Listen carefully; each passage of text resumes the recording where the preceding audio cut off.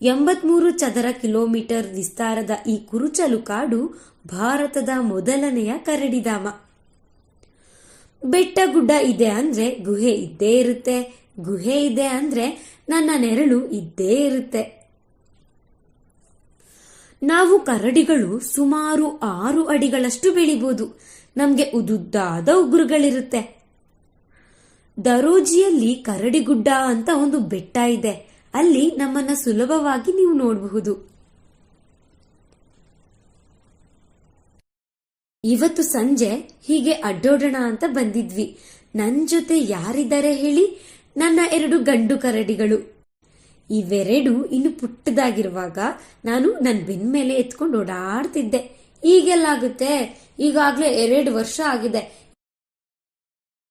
ಇನ್ ಸ್ವಲ್ಪ ದಿನ ಬಿಟ್ರೆ ತಮ್ಮ ಕಾಲ್ ಮೇಲೆ ತಾವೇ ನಿಂತ್ಕೊಂಡು ನನ್ನ ಆಶ್ರಯನೇ ಬೇಡ ಇವಕ್ಕೆ.